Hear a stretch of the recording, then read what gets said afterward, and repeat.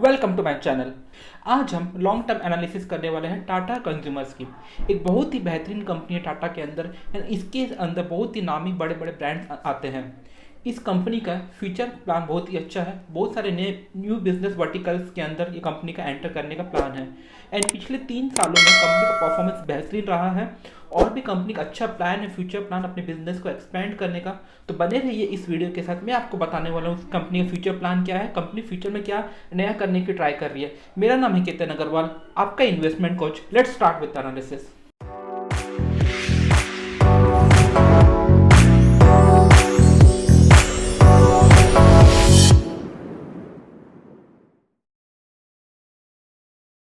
तो मेरा main reason इस कंपनी के ऊपर वीडियो बनाने का ये है इस वक्त कि कंपनी रिसेंटली एक न्यूज़ के साथ आई है जो कि बहुत ही बेहतरीन न्यूज़ है। इस कंपनी को काफ़ी अच्छा फ़ायदा होगा। कंपनी लाइक प्लान कर रही है एक नए सेगमेंट में एंटर करने के लिए। बहुत ही बड़ा सेगमेंट है वो, लाइक मार्केट का बहुत ही बड़ा हिस्सा है वो।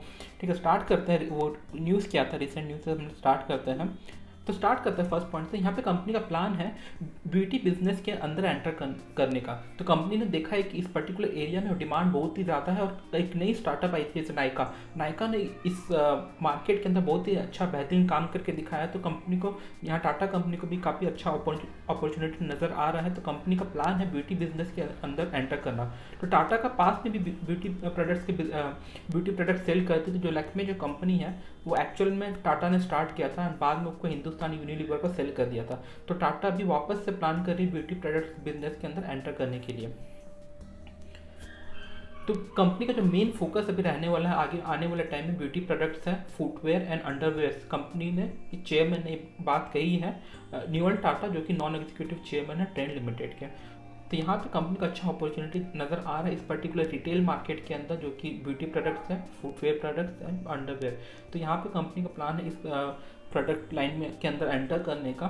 ठीक है, जो इंडियन कॉस्मेटिक मार्केट का जो साइज़ है वो $11 बिलियन का था 2017 में। और आने वाले टाइम में नेक्स्ट बाय 2025 कंपनी ये दावा कर रही है कि जो ब्यूटी प्रोडक्ट का जो मार्केट साइज हो जाएगा वो डबल हो जाएगा $11 बिलियन से। तो $22 बिलियन का मार्केट साइज रहेगा। तो इसलिए कंपनी यहाँ पे एंटर करना चाह रही है ताकि इतनी बड़े जो साइज मार्केट का जो इतना बड़ा साइज है वहाँ पे कुछ हिस्सा टाटा कंपनी अपने अंदर ले सके। तो रेवेन्यू जो है एट प्रेजेंट जो टाटा कंपनी को मिल रहा है beauty product, footwear product and underwear कि इस लाइन से जो कंपनी का जो रेवेन्यू जनरेट होता है एट प्रेजेंट वो $100 मिलियन है सिर्फ, जो कि जबकि मार्केट का जो साइज है एट प्रेजेंट इस तीनों प्लेटफॉर्म को मिला के वो $30 बिलियन का मार्केट है। तो $30 बिलियन का मार्केट है जहाँ पे सिर्फ टाटा को जो मिल रहा है $100 मिलियन का रेवेन्यू मिल रहा है। तो यहाँ पे टाटा कंपनी अपने लिए बहुत बड़ा अपॉर्चुनिटी जो है जिसका फ़ायदा उठा सकती है, जो इस वक्त नहीं उठा रही है। तो कंपनी का प्लान इस लाइन के अंदर घुसना और उसका पूरा का पूरा फ़ायदा उठाना। तो कंपनी के पास जो ऑलरेडी सेटअप है सेल करने के जो चैनल्स है कंपनी के पास वो ऑलरेडी अवेलेबल है ये सारे प्रोडक्ट सेल करने के लिए। जैसे कि एक वेस्ट साइड हो गया। वेस्ट साइड आपको पता होगा जो टाटा का एक बड़ा रिटेल शॉप है जहाँ पे कपड़े, जूते, परफ्यूम और कॉस्मेटिक्स और ऑल टाइप ऑफ सामान जहाँ पे सेल करती है टाटा कंपनी। तो उस चैनल के थ्रू कंपनी इजीली सेल कर सकती है। ठीक है, और company stand on sale retail market online through Amazon, Flipkart और एनी अदर थिंग कंपनी का वहाँ से भी सेल करने का कंपनी का प्लान है। ठीक है, तो ये रिसेंट न्यूज़ था। तो मुझे लगता है ये जो प्रोडक्ट्स जो भी होगा वो हो सकता है टाटा कंज्यूमर के अंदर आए। हो सकता है इसका फ़ायदा टाटा ट्रेंड को भी देखने को मिल सकता है आने वाले टाइम में। तो टाटा ट्रेंड के अंदर पूरे रिटेल बिजनेस जो भी है टाटा कंपनी का वो आता है, जैसे कि स्टार बाज़ार हो गया या तो वेबसाइट हो गई इस टाइप, या तो टाटा क्लिक हो गया। एंड कंज्यूमर के अंदर जो भी टाटा का जो प्रोडक्ट है, टाटा टी हो गया, कुछ पीने का सामान हो गया, जो भी लिक्विड फ्रूट जूस हो गया, या फिर फूड आइटम्स हो गए, टाटा संपन्न के जो भी ग्रॉसरी आइटम आते हैं, टाटा सॉल्ट हो गया, उस टाइप की जो कॉफ़ी हो गया। तो इस टाइप के सामान जो है टाटा कंज्यूमर के अंदर आता है। तो हो सकता है कि जो भी कॉस्मेटिक प्रोडक्ट और फुटवेयर प्रोडक्ट है वो टाटा कंज्यूमर के अंदर लिस्ट हो और उसका सेल टाटा ट्रेंड के थ्रू सेल हो। ठीक है, तो स्टार्ट करते हैं इंट्रोडक्शन से। तो टाटा कंज्यूमर कंपनी जो है उसके अंदर कुछ सेगमेंट्स जो आते हैं। पहला है लाइक फूड हो गया, बेवरेजेस हो गया and out of home retail हो गया। ठीक है। तो बेवरेज के अंदर जो आता है वो है टी हो गया, कॉफ़ी हो गया, या तो फिर वाटर हो गया, रेडी टू ड्रिंक बेवरेज हो गया, वो सब आते हैं बेवरेज के अंदर। फूड के अंदर आता है salt, pulses, spices, ready to eat breakfast cereals, snacks, mini meals, ये सब आइटम जो है वो फूड के अंदर आता है। And out of home retail हो गया, जैसे कि टाटा का पार्टनरशिप है इंडिया के अंदर स्टारबक्स के साथ, तो वो आउट ऑफ होम हो गया, या तो टाटा चाय हो गया, वो आउट ऑफ होम कैटेगरी हो गया, जहाँ पे लोग बाहर जाके फूड को कंज्यूम करते हैं, खाते हैं। ठीक है। तो कंपनी जो है एट प्रेजेंट 40 कंट्रीज़ में ऑपरेट करने लग रही। कंपनी का जो ब्रांड है, कंपनी का जो प्रोडक्ट्स है, वो 40 डिफरेंट कंट्रीज़ में एट प्रेजेंट अवेलेबल है। तो मेजर जो टी ब्रांड है कंपनी का वो हम देख लेते हैं। यहाँ पे टाटा टी है, वाइटेक्स है, टेटली है, टिकपीस है, गुड अर्थ है। इसमें से जो टी ब्रांड है टाटा टी, वो इंडिया में सेकेंड लार्जेस्ट टी ब्रांड है। टेटली जो है कनाडा के अंदर नंबर 1 टी ब्रांड है, यूके के अंदर नंबर 4 टी ब्रांड है। कॉफ़ी की बात कर लेते हैं। यहाँ पे 8 o'clock कॉफ़ी, जो कि यूएस में number 4 roasted and ground coffee company है। टाटा ग्रैंड हो गया, सोनेट्स पे टाटा कॉफ़ी हो गया। फूड ब्रांड के अंदर टाटा सॉल्ट हो गया, जो कि इंडिया का नंबर 1 है। टाटा संपन्न हो गया, लीडिंग ब्रांड इंडिया के अंदर। टाटा क्यू हो गया, जहाँ पे आपको रेडी टू ईट फूड मिलता है, जहाँ पे नूडल्स या तो बिरयानी, पास्ता, इस टाइप के item ready to eat food category है वो। एंड सोल फूड, जो कि कंपनी का मेजर ब्रेकफास्ट आइटम यहाँ पे मिलता है आपको। ब्रेकफास्ट सीरियल्स हो गया, स्नैक्स हो गया, इंडिया के अंदर अवेलेबल है। ये कंपनी को रिसेंटली टाटा कंपनी ने एक्वायर किया था। एंड लिक्विड बेवरेज के अंदर हो गया, हिमालयन हो गया, टाटा वाटर प्लस हो गया, टाटा फ्रुस्की हो गया, टाटा ग्लूको हो गया, फूड, ये सब लिक्विड ब्रांड के अंदर आता है। आउट ऑफ होम जैसे मैंने पहले आपको बताया था, एक स्टारबक्स है एंड एक टाटा चाय है। स्टारबक्स एट प्रेजेंट इंडिया के अंदर 224 स्टोर्स हैं। तो यहाँ पे भी काफ़ी अच्छा बाय अपॉर्चुनिटी इसलिए भी नज़र आता है मुझे इस कंपनी के अंदर, कि टाटा ने जो पार्टनरशिप किया हुआ है इंडिया के अंदर स्टारबक्स के साथ, उसके भी काफ़ी ज़्यादा स्टोर्स ओपन होने लग रहे हैं इंडिया के अंदर एट प्रेजेंट। आप देखोगे ऐसी जो भी मल्टी नेशनल कंपनीज आई है इंडिया के अंदर, लाइक पिज़्ज़ा हट हो गया, डोमिनोज हो गया, मैकडोनल्ड्स हो गया, उन्होंने 10 साल के अंदर बहुत ही अच्छा बिजनेस अपने ग्रो कर लिया इंडिया के अंदर। एंड ये कंपनी काफ़ी ज़्यादा न्यू है इंडिया में, अभी भी यहाँ पे अच्छी ग्रोइंग स्टेज में है ये कंपनी टाटा बक्स। तो यहाँ पे इन्वेस्टमेंट करना काफ़ी अच्छा, बेहतरीन रहेगा इस कंपनी के अंदर। फाइनेंस की बात करते हैं, फाइनेंशियल हाइलाइट्स देख लेते हैं कंपनी का जो रेवेन्यू फ्रॉम ऑपरेशंस है वो 20% अप हुआ है फाइनेंशियल ईयर में। एंड जो ग्रुप का नेट प्रॉफिट रहा है वो 930 करोड़ का है।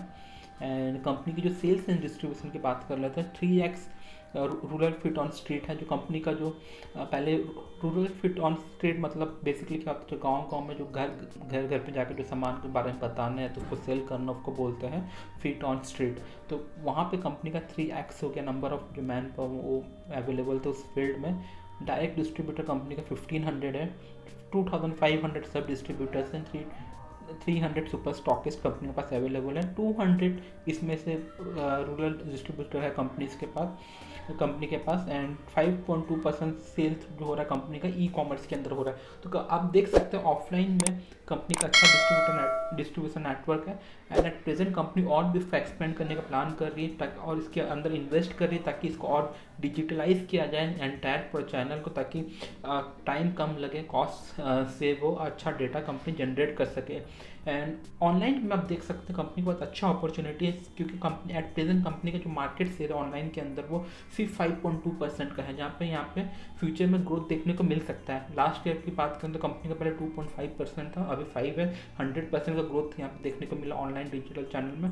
तो कंपनी यहाँ पे वर्क कर रही है अपने बिजनेस को डिजिटल लेके आने के लिए। तो हो सकता है फ्यूचर में यहाँ पे फ़ायदा देखने को मिल सकता है। तो लास्ट ईयर कंपनी के अंदर हॉलिस्टिक ट्रांसफॉर्मेशन देखने को मिला है। पहले जैसे कि ऑपरेशनल ट्रांसफॉर्मेशन हुआ है कंपनी का सेल्स एंड डिस्ट्रीब्यूशन नेटवर्क जो था इंफ्रास्ट्रक्चर था, उसके अंदर काफ़ी डेवलपमेंट देखने को मिला। सप्लाई चेन है उसके अंदर काफ़ी इंप्रूवमेंट आया। कंपनी का टाइम कम हो गया गुड्स को सप्लाई करने के लिए। ये सब कंपनी अचीव कर पाए डिजिटलाइजेशन की वजह से। एंड कंपनी जो है एट प्रेजेंट मूव कर रही है मल्टी कैटेगरी FMCG प्लेयर बनने के लिए। FMCG क्या होता है कि जैसे ग्रॉसरी मतलब फूड आइटम, जैसे कि पल्सेस, दाल, स्पाइसेस, ये एक टाइप का FMCG प्रोडक्ट हो गया। जिसके अंदर कॉस्मेटिक्स आइटम भी आता है, डिटर्जेंट वगैरह भी आता है। तो कंपनी जो FMCG प्रोडक्ट के अंदर कैटेगरी इंक्रीज करने की कोशिश करे, लाइक कि ताकि पूरा का पूरा कैटेगरीज कवर कर सके। जैसे कि आप हिंदुस्तान यूनिलीवर को देखते हैं, उस तरीके से कंपनी कोशिश कर रही है। कंपनी को इंक्रीज़ किया है और आगे और भी इंक्रीज़ करने का प्लान है कंपनी का।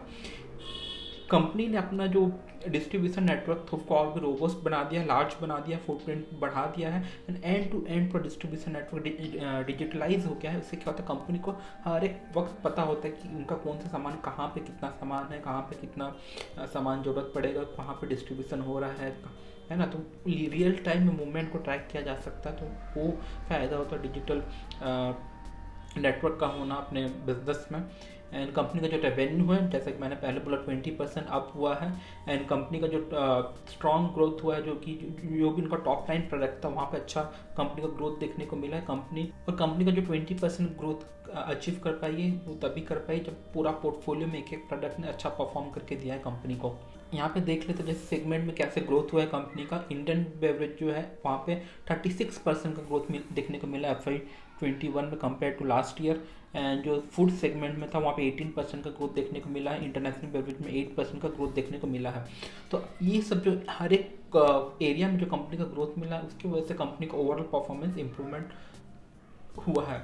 तो यहाँ पे जो की एनेबलर है, जो भी क्यों कंपनी इतना अच्छा अचीव कर पाई, वो इसलिए अचीव कर पाई अपने पीपल की वजह से। कंपनी के जो एम्प्लॉयज़ है, लाइक काफ़ी 3000 के आसपास एम्प्लॉयज़ हैं, उन लोगों ने इतने चैलेंजिंग एनवायरनमेंट, चैलेंजिंग टाइम में भी अच्छा परफॉर्म किया, कंपनी को अच्छा परफॉर्म करने में हेल्प किया। कंपनी का जो स्ट्रॉन्ग ब्रांड इमेज है उसकी वजह से कंपनी अच्छा परफॉर्म कर पाई, अच्छा प्रॉफिट जनरेट कर पाई। जो भी स्टेक होल्डर्स, जो भी डिस्ट्रीब्यूशन नेटवर्क था, सप्लाई चेन था, उनकी मदद से उनके चैलेंजिंग एनवायरनमेंट में भी उन्होंने प्रोडक्ट आगे सप्लाई किया, तब जाके कंपनी ने ये प्रॉफिट को अचीव कर पाया।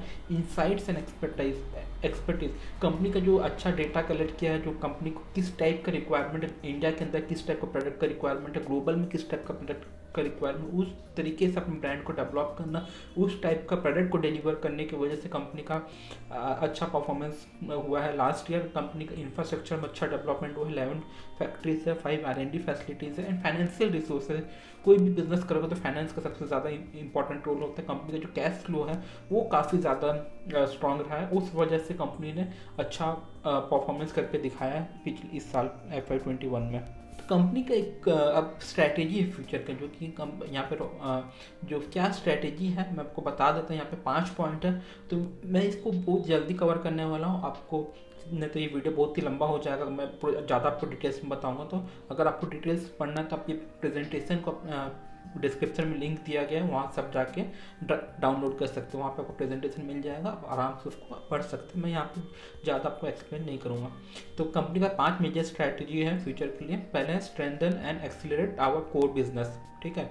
Then drive digital and innovation, unlock synergy, explore new opportunities, create a future ready organisation. तो कंपनी का 5 मेन स्ट्रैटेजी मैं आपको थोड़ा सा जल्दी में बता देता हूँ क्या है ये स्ट्रैटेजी। तो 1 by 1 ये स्ट्रैटेजी कम थोड़ी सी डिटेल्स में देख लेते हैं। स्टार्ट करते हैं strengthen and accelerate core business. तो यहाँ पे जो ब्लैक बॉक्स में देख रहे हैं तो वो है कंपनी को क्या अचीव करना है, एंड जो ग्रीन बॉक्स में लिखा हुआ वो कंपनी को कैसे अचीव करने का प्लान है, लाइक क्या स्टेप्स लेगी तो ब्लैक बॉक्स में जो उनको अचीव करना है वो अचीव हो जाए। तो पहला जो पॉइंट यहाँ पे है, कंपनी का प्लान है ब्रांड के अंदर इन्वेस्ट करना, प्रीमियमाइजेशन बढ़ाना मार्केट के अंदर, मतलब प्रीमियम प्रोडक्ट ब्रांड को प्रीमियम की तरफ लेके जाना है, प्रीमियम ब्रांड बनाना है। एंड डिस्ट्रीब्यूशन नेटवर्क को डेवलप करना है और अल्टरनेट चैनल से भी बिजनेस को जनरेट करना, like may be through e-commerce. And international market में भी जो है वहाँ पर उनको ग्रो करना है। नॉन ब्लैक टी बिजनेस में, नॉन ब्लैक टी बिजनेस मतलब क्या होता है, जो भी ऐसा टी जो कि फ्लास्क पेटल से बनते हैं या तो फिर कोई प्लांट का रूट्स होता है, उस टाइप की चीज़ों से T banana, like not the traditional method, वो यूज़ नहीं करना। तो वहाँ पे इंटरनेशनल मार्केट में उसका डिमांड ज़्यादा है, तो कंपनी का उस एरिया में ग्रो करने का प्लान है। तो ये कंपनी ये चीज़ कैसे करने वाली है, जो कंपनी के अपने मार्केटिंग इफोर्ट को बढ़ाना है, ब्रांड को और स्ट्रेंथ बढ़ाने के लिए, लाइक थ्रू मोर और एडवर्टाइजिंग करने से कंपनी का ब्रांड इमेज इम्प्रूव होगा। कंपनी को जो है अपना डिस्ट्रीब्यूशन नेटवर्क को इंक्रीज़ करना है ताकि रूरल इंडिया के अंदर भी अच्छा से कंपनी का प्रोडक्ट पहुंच सके, उनका नेटवर्क बढ़ सके। जगह गांव में प्रोडक्ट अवेलेबल होगा तो कंपनी का सेल्स इंप्रूवमेंट होगा। एंड जब नेटवर्क होगा तभी तो प्रोडक्ट पहुंचेगा, तो आप और हम जो भी एंड यूज़र है गाँव के अंदर वो खरीद पाएगा इस प्रोडक्ट को। कंपनी का प्लान है अपना जो भी सप्लाई एंड डिस्ट्रीब्यूशन नेटवर्क जो भी सेटअप करेंगे, प्रोडक्टिविटी को ट्रैक करते रहना कि कैसा परफॉर्म कर रहा है। एंड इंटीग्रेटेड डिस्ट्रीब्यूशन नेटवर्क बनाना, मतलब जो भी इंटरनेशनल मार्केट में जितना भी टी ब्रांड्स है उसका एक ही डिस्ट्रीब्यूशन नेटवर्क होना चाहिए सबको। ऐसा नहीं कि एक ब्रांड का टी एक अलग डिस्ट्रीब्यूटर सेल कर रहा है, एक अलग ब्रांड टाटा के अंदर वो अलग डिस्ट्रीब्यूटर सेल कर रहा है, ऐसा नहीं होना चाहिए। जो भी जितने भी ब्रांड्स है कंपनी के टी के अंदर या कॉफ़ी के अंदर, वो सिर्फ एक ही डिस्ट्रीब्यूटर के थ्रू जाना चाहिए। तो हर एक डिस्ट्रीब्यूटर नेटवर्क को इंटीग्रेट करने से क्या होगा, कंपनी का एफिशिएंसी बढ़ेगा एंड प्रॉफिटेबिलिटी भी इंक्रीज होगी। सेम डिस्ट्रीब्यूटर ज़्यादा बिजनेस हैंडल कर पाएगा। इन कंपनी को डेडिकेटेड टीम क्रिएट करना चाहती है हर एक चैनल के लिए। लाइक ई कॉमर्स के लिए एक टीम होना चाहिए, इंस्टीट्यूशनल सेल के लिए एक चैनल होना चाहिए, ऑफलाइन बिजनेस के लिए एक चैनल, लाइक एक डेडिकेटेड चैनल होना चाहिए, पर्सन होना चाहिए। तो उससे क्या होगा, हर एक जो पर्सन असाइंड एक पर्टिकुलर एरिया के लिए, तो कंपनी एफिशिएंसी ओवरऑल इंक्रीज हो जाता है बिजनेस के अंदर। ड्राइव डिजिटल एंड इनोवेशन, तो कंपनी का जो है डिजिटल अब सब कुछ जगह पे बढ़ाना है ऑपरेशनल एफिशिएंसी को इंक्रीज करने के लिए। एंड कंपनी का फोकस ई कॉमर्स में थोड़ा ज़्यादा है इस वक्त। एंड कंपनी जो भी इनोवेटिव एजेंडा है, कोई भी इनोवेटिव एजेंडा के साथ आती है तो और भी बढ़ाना है, स्पीड में उसके ऊपर काम करना है। तो ये सब कंपनी कैसे होगा, चैनल पार्टनर डिजिटलाइजेशन, जो भी चैनल पार्टनर है लाइक डिस्ट्रीब्यूशन नेटवर्क हो गया या तो प्रोक्यूरमेंट करने का तरीका होगा, तो हर एक जगह डिजिटलाइजेशन कंपनी को लेके आना है। And digital across value chain to drive insights and analytics, तो कंपनी को जो भी डिजिटल ट्रांजेक्शन होता है उसके बाद उसको एनालाइज करना, उससे डेटा कलेक्ट करना एंड उससे कुछ यूज़फुल इंसाइट्स निकालना, लाइक यूज़फुल कुछ वैल्यू निकालना जिससे कि कंपनी का अच्छा फ़ायदा हो सकता है। एंड जो भी डिसीजन मेकिंग होता है वो डिजिटल जो डेटा कलेक्ट किया गया है उसके हिसाब से कंपनी को डिसीजन मेकिंग प्रोसेस करना है। इन्वेस्ट करना है कंपनी को digital e commerce and digital marketing के अंदर। एंड पीपल के अंदर जो है वो ऐसा अपने रिसोर्सेज को ऐसा इस प्रकार ट्रेंड करना है कि वो हर एक चैनल में काम कर सके, अलग अलग डोमेन में काम कर सके, और जो उनके अंदर जो एंटरप्रेन्योरल कल्चर है उसको जनरेट करना है। लाइक जो भी वहाँ पे काम करता है वो एज ए बिजनेस पर्सन वहाँ पे काम करे, ऐसा ना लगे कि मैं यहाँ पे तो जॉब कर रहा हूँ, 9 to 5 जॉब कर रहा हूँ, मेरा काम इतना ही है, मैं इतना करके निकल जाऊँगा, वो नहीं। वैसे करने से बिजनेस ग्रोथ नहीं होता। अगर आप as a person, as a खुद इंडिविजुअल अगर आप किसी कंपनी में काम करें, एज ए बिजनेसमैन काम करेंगे, तो आपका जो एफिशिएंसी रहेगा वर्क में वो बहुत ही ज़्यादा रहेगा, क्योंकि आप उसको अपना समझ के काम करेंगे। तो कंपनी का टारगेट है जो भी इसके अंदर एम्प्लॉयज़ काम कर रहे हैं उसके अंदर वो कल्चर, वो थॉट होना चाहिए। अनलॉक सिनर्जी, दूसरा जो भी कंपनी को फूड एंड बेवरेजेस का जो भी चैनल है उसको मर्ज करना है, ठीक है, इंटीग्रेट करना है इंडिया के अंदर। तो उससे क्या होगा, अभी बिजनेस करना आसान हो जाएगा, ठीक है। एंड कंपनी का जो सेल्स प्लेटफॉर्म है वो भी कॉमन होना चाहिए, एक ही प्लेटफॉर्म में सारे प्रोडक्ट अवेलेबल होना चाहिए। कंपनी का बैकएंड भी कॉमन होना चाहिए। तो कंपनी का बेसिकली ये सब कैसे करेगी, जो D layer of distribution network, जो भी अलग अलग डिस्ट्रीब्यूशन नेटवर्क है अलग अलग प्रोडक्ट के लिए, उसको सब कुछ एक जगह ले आना, उसको मर्ज कर देना, उससे क्या होगा, डी लेयरिंग हो जाएगा। एंड कंपनी को वही फूड एंड बेवरेज का जो पोर्टफोलियो उसको मर्ज करना, दो अलग कैटेगरी ना देखा जाए, आपको एक ही कैटेगरी के अंदर लाने का कंपनी का प्लान है। एंड कंपनी का एफिशिएंसी लेके आना है प्रोक्यूरमेंट में, लॉजिस्टिक्स में, तब जाके कंपनी अपना सिनर्जी को लाइक सब कुछ मर्ज कर पाएगी। एंड जो कभी कंपनी जहाँ पे अच्छा परफॉर्म की, जहाँ पे उनको अच्छा रिजल्ट मिला, तो उस स्ट्रैटेजी, उस मॉडल को रेप्लिकेट करना है दूसरे चीज़ों में, तब कंपनी को अच्छा फ़ायदा होगा। एक्सप्लोर न्यू अपॉर्चुनिटी, कंपनी को अपना जो पोर्टफोलियो को वापस रीअलाइन करना है बेस्ड ऑन यहाँ कितना ग्रोथ मिल रहा है, ग्रोथ पोटेंशियल कितना उस पर्टिकुलर प्रोडक्ट का, कितना उसमें रिटर्न आ रहा है, सस्टेनेबल रिटर्न कितना आ रहा है। न्यू लॉन्चेस के अंदर कंपनी को जाना, न्यू प्रोडक्ट लॉन्च करना है, न्यू कैटेगरीज में, with in the same categories में न्यू लॉन्च करना है। इनऑर्गेनिक अपॉर्चुनिटीज़ को भी कंपनी एक्सप्लोर करना चाहती है। इनऑर्गेनिक अपॉर्चुनिटीज़ क्या होता है, मतलब सपोज एक कंपनी का एक प्लान है कि हम एक चॉकलेट, सपोज कंपनी का टाटा का चॉकलेट नहीं आता है, उनका प्लान है कि हम चॉकलेट कैटेगरी के अंदर एंटर करेंगे, हम चॉकलेट्स भी सेल करेंगे। तो इंस्टेड ऑफ पूरा वो ज़ीरो से स्टार्ट करें, खुद ही को लर्न करें, इंस्टेड ऑफ दैट कंपनी क्या करेगी, छोटी कंपनी जो कि ऑलरेडी उस बिजनेस के अंदर है उसको एक्वायर कर लेगी। तो क्या होगा, कंपनी के पास वो नो हाउ टेक्नोलॉजी प्रोसेस आ जाएगा और कंपनी जल्दी से अपना बिजनेस को एक्सपेंड कर पाएगी। ठीक है। तो कंपनी इनऑर्गेनिक अपॉर्चुनिटीज़ भी एक्सप्लोर के अंदर भी जाना चाहती है। तो ये सब कैसे होगा, जो कंपनी न्यू प्रोडक्ट लॉन्च करेगा ऑब्वियसली, एंड कंपनी को क्लैरिटी होना चाहिए कि हमारा कोर बिजनेस क्या है और हम न्यू बिजनेस पोर्टफोलियो क्या है। हम वो जो न्यू बिजनेस जो भी हम एक्वायर कर रहे हैं, प्रोडक्ट डेवलप कर रहे हैं, वो हम लोग का कोर बिजनेस के अंदर फिट होता है कि नहीं होता है बेसिकली, ठीक है। एंड इनऑर्गेनिक अपॉर्चुनिटीज़ भी जो भी है, ऐसा नहीं कि कंपनी की रैंडमली किसी भी अच्छा जहाँ पे अपॉर्चुनिटी लगे उसको एक्वायर कर ले, ऐसा नहीं हो। वो स्ट्रैटेजिकली कंपनी को में फिट होना चाहिए वो कंपनी को एक्वायर करना, तभी वो कंपनी के लिए सेंस बनाएगा उस पर्टिकुलर कंपनी को एक्वायर करने के लिए। एंड कंपनी का है क्रिएट फ्यूचर रेडी ऑर्गेनाइजेशन, जो भी पर्पस लेड ऑर्गेनाइजेशन होना चाहिए। एंड इंटीग्रेटेड ऑर्गेनाइजेशन स्ट्रक्चर, पूरा स्ट्रक्चर जो कि एक दूसरे से इंटीग्रेटेड रहना चाहिए, ऐसा नहीं कि एक ये अलग डायरेक्शन में जा रहा है वो अलग डायरेक्शन में जा रहा है, ऐसा नहीं है। सब कुछ एक मर्ज हो कि एक ही कॉमन गोल की तरफ बढ़ना चाहिए। हर जो भी सिस्टम प्रोसेस है वो हार्मोनाइज्ड होना चाहिए, लेकिन फ्री फ्लो होना चाहिए, वहाँ पे कोई बॉटलनेक्स नहीं होना चाहिए।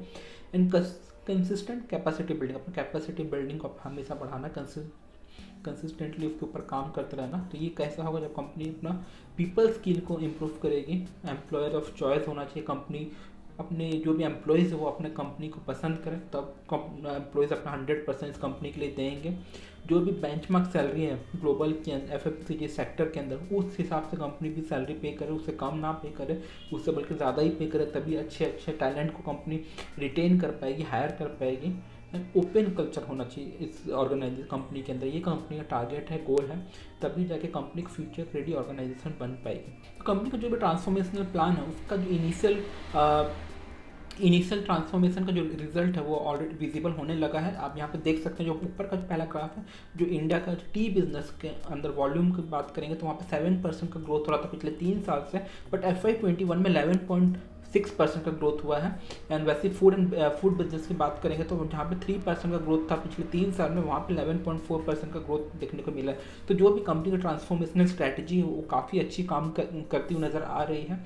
इन कुछ की हाइलाइट्स देख लेते हैं। पैक्ड बेवरेजेस प्रोडक्ट इंडिया में कैसे परफॉर्म किया है, जो कंपनी का परफॉर्मेंस रोबस्ट रहा है, ब्रांड डबल डिजिट का ग्रोथ देखने को मिला है, सिग्निफिकेंट इम्प्रूव ग्रोथ आया है ई कॉमर्स बिजनेस के अंदर, एंड 32% ग्रो हुआ रेवेन्यू में, 12% ग्रोथ हुआ टी बिजनेस के अंदर, 19% का ग्रोथ हुआ कॉफ़ी बिजनेस के अंदर।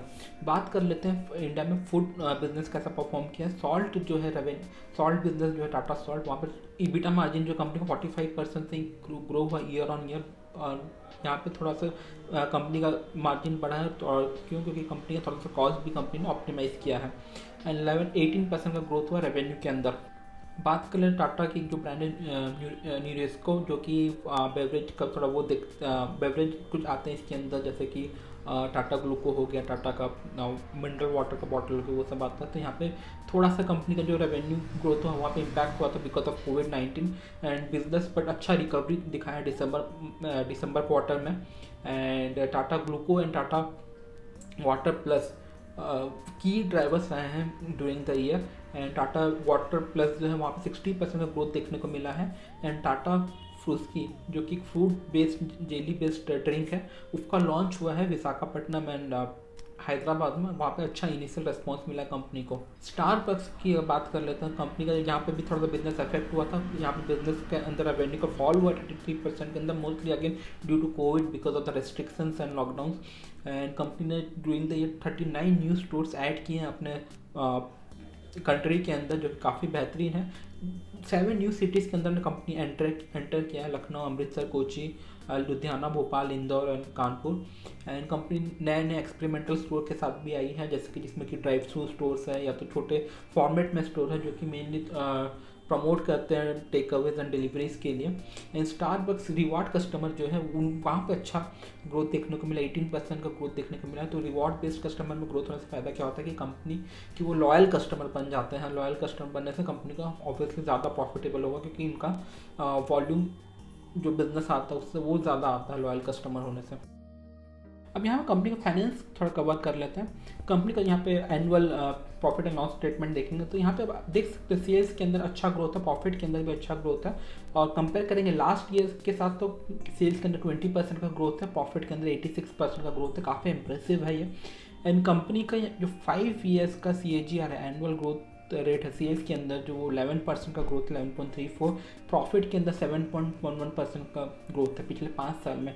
बट यहाँ पे मेन जो देखने वाली चीज़ है वो ये है कि पिछले 3 साल का जो एवरेज अगर आप निकालेंगे, 5 साल में जो 11% ग्रोथ देखने को मिल रहा था और पिछले 3 साल का ग्रोथ जो देखने को मिल रहा है सेल्स के अंदर वो 16.77% का ग्रोथ है। प्रॉफिट के अंदर जो 17.11% का ग्रोथ था पिछले 5 साल में पर ईयर, वो बढ़ के हो गया 27% का ग्रोथ प्रॉफिट के अंदर। तो यहाँ पे ऑब्वियसली सेल्स में बहुत अच्छा ग्रोथ आ रहा है, उसके हिसाब से प्रॉफिट में भी अच्छा जंप देखने को मिल रहा है जो ग्रोथ परसेंटेज है। तो यहाँ पे ऑब्वियसली एफिशिएंसी बढ़ रहा है कंपनी का। And eight the same time क्या होता है, जब सेल्स एक लिमिट के बाद जब बढ़ने लगता है तो फिक्स कॉस्ट कम आता है, प्रॉफिटेबिलिटी कंपनी का इंक्रीज होने लगता है। तो वही फायदा इस कंपनी को अभी भी इस वक्त होने लग रहा है और वो ट्रेंड अभी स्टार्ट हुआ है। तो इन्वेस्टमेंट पॉइंट ऑफ व्यू से देखेंगे तो बहुत राइट टाइम है इस कंपनी के अंदर इन्वेस्ट करना इस वक्त। क्वार्टर रिजल्ट देखेंगे तो काफ़ी थोड़ा फ्लैट ही है, तो यहाँ पे मैं ज़्यादा कुछ एक्सप्लेन नहीं करूँगा, यहाँ पे ज़्यादा कुछ एक्सप्लेन करने को है नहीं क्योंकि काफ़ी फ्लैट रिजल्ट्स हैं। और प्रॉफिट के अंदर तो थोड़ा सा ग्रोथ देखने को मिल सकता है compare to last quarter, but compare करें तो लास्ट ईयर क्वार्टर से तो ज़्यादा कुछ ग्रोथ नहीं मिला है। तो यहाँ पे क्वार्टर में कुछ ज़्यादा है नहीं बताने को, अगर कुछ इम्प्रूवमेंट आएगा तो देखते हैं कि क्वार्टर ऑन क्वार्टर कंपनी कैसे ग्रोथ करने लग रहा है। यहाँ पे थोड़ा क्लियर इसलिए भी नहीं कि लॉकडाउन सिचुएशन थोड़ा सा कंजम्पशन लोग का चेंज हो गया तो तुम नहीं ज़्यादा कुछ बोल सकते। की रेशियोज अगर कंपनी का देख लेंगे तो नेट प्रॉफिट मार्जिन जो है यहाँ पे वो कंपनी का ज़्यादा अच्छा नहीं है, 8.56% है, बट विद टाइम यहाँ पे इम्प्रूवमेंट देखने को मिलेगा मेरे ख्याल से। और यहाँ पे जब इम्प्रूवमेंट देखने को मिलेगा तब कंपनी का जो रैली आएगा स्टॉक्स में वो अच्छा रैली आ सकता है। रिटर्न ऑन इक्विटी भी 5.9% है, काफ़ी कम है compare to similar companies on the same line like, है ना। तो वो अभी जो कंपनी एक्सपेंड करी न्यू कैटेगरीज में अपना प्रोसेस को डिजिटलाइज कर रही है, तो हो सकता है वो सबका जो इफेक्ट आने लगे कंपनी के अंदर पॉजिटिव इफेक्ट, तो यहाँ पे अच्छा ग्रोथ देखने को मिल सकता है। कंपनी का जो करेंट पी वो 92 है जो कि काफ़ी हाई है, एंड जो सेक्टर का पी है वो 78 है, कंपनी का मीडियम 36 है। तो ऑब्वियसली जब ये न्यूज़ आया ये सब आने से पहले कंपनी के अंदर अच्छा मूवमेंट आ चुका है, अच्छा रैली हो चुका है, लोग काफ़ी बुलिश स्टॉक को लेके इसलिए इतना हाई पी में कंपनी ट्रेड होने लग रहा है। तो अभी मुझे क्या लगता है कि कंपनी इंडियन स्टॉक मार्केट के अंदर कुछ करेक्शन आने लग रहा है, और भी करेक्शन हो सकता है निफ्टी के अंदर जो मुझे लग रहा है एट प्रेजेंट। एंड जब करेक्शन होगा तो ये कंपनी थोड़ी बेटर प्राइस में आ सकती है खरीदने के लिए, तो अगर वो बेटर प्राइस हमें मिलता है तो हमें उसका पूरा फ़ायदा उठाना चाहिए। और ये एक ऐसी स्टॉक है जो कि आप लॉन्ग टर्म के लिए खरीद के छोड़ सकते हैं इस कंपनी को। शॉर्ट टर्म ऐसा नहीं कि आज खरीदा 1 महीना 2 महीना बहुत अच्छा प्रॉफिट कमा लिया, वैसी कंपनी मुझे लगती नहीं है। इसको आपको खरीद के 10 साल 12 साल 15 साल आपको छोड़ना पड़ेगा। जब छोड़ देते तो यहाँ पे बहुत अच्छा ग्रोथ देखने को मिल सकता है इस पर्टिकुलर कंपनी के अंदर। थोड़ी सी टेक्निकल एनालिसिस कर लेंगे अभी हम इस कंपनी की। तो टेक्निकली देखते हैं कंपनी को। यहाँ पे आप देख सकते हैं टेक्निकली कंपनी की कैसे यहाँ से अपवर्ड ट्रेंड पकड़ी थी। कंपनी एक अच्छी अपवर्ड ट्रेंड में जा रही थी, इस लेवल में 279 लेवल से कंपनी ने स्ट्रेट 800 लेवल तक ऊपर गया है। उसके बाद यहाँ से रिसेंटली कंपनी ने ट्रेंड को ब्रेक किया है, अपना अपवर्ड ट्रेंड को ब्रेक करके नीचे आने लग रही है। तो यहाँ पे एक अगर ये ब्रेक हो गया है तो यहाँ पे एक नया सपोर्ट लेवल है अराउंड 630 620 लेवल पे। तो अगर उस प्राइस रेंज में आता है उस समय स्टॉक मार्केट का हालत अगर सही रहता है, इकोनॉमिक कंडीशंस ठीक रहती है, तो वहाँ पे एंटर करना अच्छा रहेगा। अगर वो बाय अपॉर्चुनिटी मिल सकती है तो बहुत ही बेहतर प्राइस रहेगा। यहाँ पे थोड़ा पी भी डाउन आ जाएगा, उससे भी बेटर प्राइस मिले अगर स्टॉक मार्केट और नीचे गिरता है तो अच्छी बात है। बट यहाँ पे एक कम पोर्टफोलियो में अपनी वॉच लिस्ट में कंपनी का ऐड करके रखें, इसको फॉलो करें, अच्छी बाय अपॉर्चुनिटी मिलती है अगर आपको तो उसका जरूर से जरूर फ़ायदा उठाएं। आपका फ्यूचर कंपनी का बहुत ही ब्राइट मुझे नज़र आ रहा है। तो मौका को हाथ से जाने ना दें, इस अपने वॉच लिस्ट में ऐड करें और उसको फॉलो करते रहें। अच्छी प्राइस मिले तो ज़रूर एंटर करें इस पर्टिकुलर स्टॉक में, आपको अच्छा फ़ायदा देगा लॉन्ग टर्म में, ऐसा मुझे लगता है। बाकी आप अपनी एनालाइज ज़रूर करें।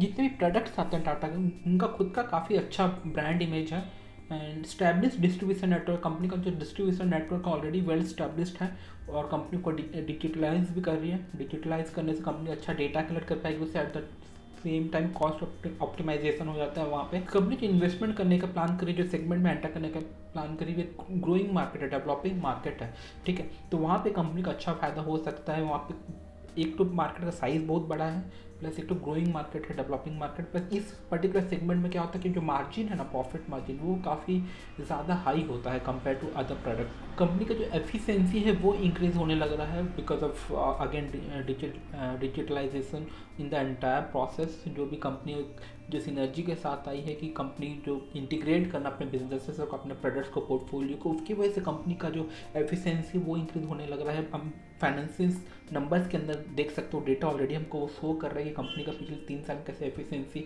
इंक्रीज हो गया। जब 5 साल को कंपेयर करते हैं 3 साल से, कंपनी फाइनेंशियली साउंड है, कंपनी का कैश फ्लो स्ट्रॉन्ग है, कंपनी प्रॉफिट मेकिंग कंपनी है। एंड कंपनी का जो बैकग्राउंड है ना, बात करेंगे इसके पेरेंट कंपनी को, तो कंपनी का काफ़ी अच्छा बैकिंग है। तो ये था long term analysis Tata consumer की। एक बहुत ही बेहतरीन कंपनी है, कंपनी का ब्रांड इमेज अच्छा है, कंपनी का मैनेजमेंट अच्छा है, कंपनी फाइनेंशियली साउंड है, कंपनी का फ्यूचर प्लान अच्छा है, अच्छे जगह अच्छे सेगमेंट में कंपनी एंटर करने का प्लान कर रही है, अच्छा ग्रोथ वहाँ पे हो सकता है, अच्छा मार्केट है वो, और वो जो सेगमेंट में एंटर करने का प्लान कर रही है वो खुद में खूब बड़ा मार्केट है, और वहाँ पे भी और भी ग्रोथ अपॉर्चुनिटी इंडिया के अंदर है। देखिए जो कॉस्मेटिक प्रोडक्ट्स और ये ब्यूटी प्रोडक्ट्स जो होते हैं ना, वो डेवलप्ड कंट्री में ज़्यादा बिकता है compare to non developed country में, ठीक है। जो डेवलप्ड कंट्री होता है वहाँ पे लोग अफोर्ड कर सकते हैं ये सब चीज़ों को खरीदना, ये सब चीज़ों में पैसा डालना, है ना। कोई भी चीज़, इंसान का जो बेसिक नीड होता है, पहला होता है फूड, क्लोथिंग एंड शेल्टर। कोई भी इंसान का जो बेसिक नीड होता है ना, वो फूड, क्लोथिंग एंड शेल्टर रहता है। तो जो छोटी कंट्रीज होती हैं जहाँ पे लोग के पास ज़्यादा पैसा नहीं है, वो ये 3 चीज़ को कवर करने में लोग बिजी हो जाते हैं, तो उनका लाइफ इसी में निकल जाता है। बट लोग की जब इनकम बढ़ने लगती है तो ये 3 चीज़ छोड़ के लोग इससे आगे बढ़ने की कोशिश करते हैं। लोग एंटरटेनमेंट की तरफ बढ़ते हैं, या तो फिर ट्रैवल करने की तरफ बढ़ते हैं, ब्यूटी प्रोडक्ट्स की तरफ बढ़ते हैं, कॉस्मेटिक ज़्यादा खरीदते हैं, अच्छा दिखने की कोशिश करते हैं, है ना। तो यहाँ पे जो होता है सेकेंड स्टेज में जब लोग आ जाते हैं अपने लाइफ के, जो बेसिक अगर कवर हो गया लाइफ में, तो लोग सेकेंड स्टेज में बढ़ते हैं, जहाँ पे लोग एक्सटर्नल चीज़ों में, एक्सटर्नल मेटेरियलिस्टिक चीज़ों में लोग खर्चा करते हैं, वो, है ना। तो इस टाइप की चीज़ों में जो लोग खर्चा करते हैं, वो इंडिया में उसका ट्रेंड बढ़ने लग रहा है, क्योंकि इंडिया में जो इनकम लेवल है पब्लिक का वो बढ़ने लग रहा है। बड़े शहरों में लोग मूव कर रहे हैं, छोटे छोटे शहर से लोग आते हैं बड़े शहर में काम करने के लिए, जॉब करने। तो बड़े शहर में जब वो आते हैं तो बड़े शहर के लाइफस्टाइल में ढल जाते हैं, वहाँ के कल्चर को अपनाने लग जाते हैं। तो ये एक ऐसी कंपनी है जो कि आप इस स्टॉक को खरीद के अपने पोर्टफोलियो में रख सकते हैं, अगले 10 साल 15 साल के लिए उसको बोल सकते हैं रख के। बार बार उसको फॉलो ज़्यादा मत करो, नहीं तो क्या होता है कि आपको लगता है कि हाँ अच्छा प्रॉफिट आ गया, आपको सेल कर दो। ऐसा नहीं होना चाहिए इस पर्टिकुलर कंपनी का लेकर। और टाटा जैसी कंपनी ना कोई ऐसे स्कैम या तो उस टाइप का होता है ना, कोई कंपनी देखने में अच्छा लगे, प्रॉफिटेबल लगे, and eight the same time उसके बैक एंड में कुछ या तो इंटरनल कुछ स्कैम चल रहा हो और आपको फॉलो अप नहीं कर रहे, तो पता चलता है कि कुछ स्कैम आया, उसकी वजह से आपका वो कंपनी जो था वो डूब गया, जैसे कि येस बैंक के साथ हुआ था या तो DHFL के साथ हुआ था। तो यहाँ पे उस टाइप का चीज़ होने का चांस तो नहीं है टाटा, क्योंकि टाटा कंपनी के अंदर आती है ये। एंड तो वहाँ पे अब तो सिक्योर्ड फील कर सकते हो। एंड तो उससे क्या होगा कि आपको अच्छा फ़ायदा रहेगा लॉन्ग टर्म खरीदने के लिए पर्टिकुलर स्टॉक को। इन कंपनी का ऑब्वियसली अच्छा प्लान अच्छा है, तो मेरे ख्याल से आपको ये परचेज ज़रूर करना चाहिए। अगर बाकी आप अपने खुद का एनालिसिस ज़रूर करें, अपना फाइनेंशियल एडवाइज़र से ज़रूर कंसल्ट करें कुछ भी डिसीजन लेने से पहले।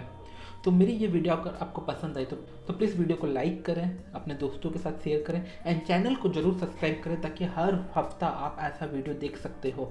मैं ऐसी बहुत सारी वीडियोस बनाता हूँ जहाँ पे मैं ऐसी कंपनीज़ को पिक करता हूँ और आपका पूरा इंटरनल डेटा आपके साथ शेयर करता हूँ।